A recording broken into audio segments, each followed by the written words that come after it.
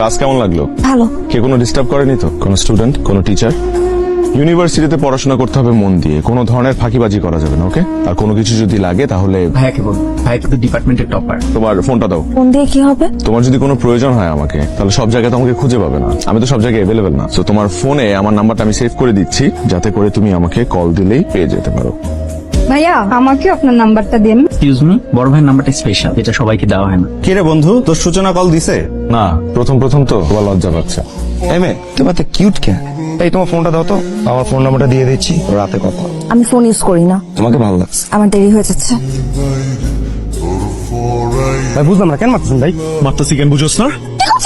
আপনি আমার ক্ষমা করে দেন, আমি আপনাকে জীবনে নিশ্চয় করবো না। আচ্ছা ঠিক আছে, ক্ষমা করেছি। ভাই মাফ করছে। জায়গা কিছুক্ষণ আগে নাম্বার চাইলো, এখন এসে আবার পা ধরে মাছ চাচ্ছে। কাহিনী কি বলতো? ওপর মহলে নজর আছে তোর দিকে। হ্যালো, কি ব্যাপার? ফোন দিয়ে কথা বলছেন না কেন? কথা বলে তো আপনি মারধর শুরু করেন। কে আপনি? আমি সূচনা। তো সূর্য আজকে কোন দিক থেকে উঠলো? রাতে তো সূর্য ওঠে না, রাতে চাঁদ ওঠে। তা ঠিক। আজকে ওই ছেলেটাকে মারলেন কেন? ওকে মারছি কারণ ও বেয়াদবি করছে। বেয়াদবি তো করেছে আমার সাথে, তাতে আপনার সমস্যা কি? আমার সমস্যা কি সেটা আমি আপনাকে এখন বলবো না, সেটা আমি আপনাকে কাল বলবো কফি খেতে খেতে। কালকে ওই ছেলেটাকে মারলেন কেন? মারবো না? একটা ছেলে তোমাকে টিজ করবে, তবে আমার ক্যাম্পাসে, আর ও পার পেয়ে যাবে, এত সহজ?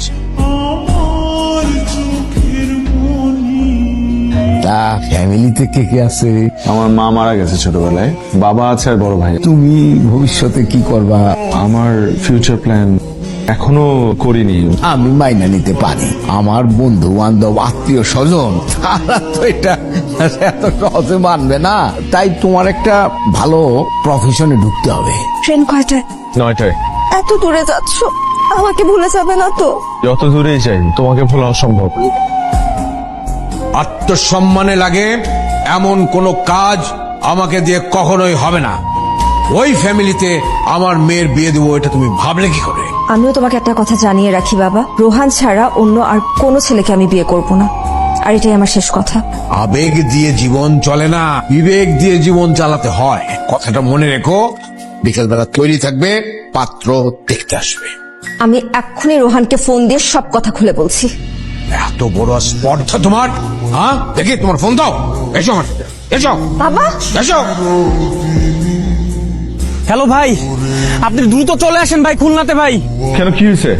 ভাই সূচনার বাবা তো সূচনার জোর করে বিয়ে দিতেছে ভাই। আমি আর মা একটা বন্ধুর মাধ্যমে জানতে পারলাম ভাই। তোরা থাক, আমি আসতেছি।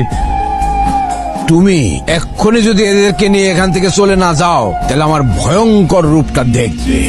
যাব, অবশ্যই যাব, কিন্তু সাথে করে সূচনাকে নিয়ে যাব। সূচনা, সূচনা! তোমার সাহস দেখে আমি অবাক হচ্ছি। আমার বাড়িতে দাঁড়িয়ে তুমি আমার কথার অবাধ্য হচ্ছ, তর্ক করছো আমার সাথে। আমি বলছি কারণ আপনি আমাকে বাধ্য করেছেন বলতে, তাই। আমি তোমাকে বাধ্য করছি? আমি তোমাকে বাধ্য করছি আমার মেয়ের সাথে ভালোবাসার সম্পর্ক করতে? আমি তোমাকে বাধ্য করছি যে ফোন দিয়ে এটে ভালোবাসার অভিনয় করে আমার সমস্ত সয় সম্পত্তি দখল করতে? আমি অবাক হচ্ছি আপনার এই মুখোশ দেখে। সেদিন কি সুন্দর করে আমার সাথে কথা বললেন, আর আজকে আপনাকে আমি চিনতেই পারছি না। আমি একটা কথা বুকে হাত দিয়ে বলতে পারি, যে সূচনাকে ভালোবাসার আগে আমি কখনোই জানতাম না সে যে জামশেদ মজুমদারের মেয়ে। আপনার সয় সম্পত্তি, টাকা পয়সার কোনো লোভ আমার নেই। আমি শুধু এই পৃথিবীতে সূচনাকে চিনি এবং সূচনাকে ভালোবাসি। সূচনা, তুমি আমাকে ভালোবাসো?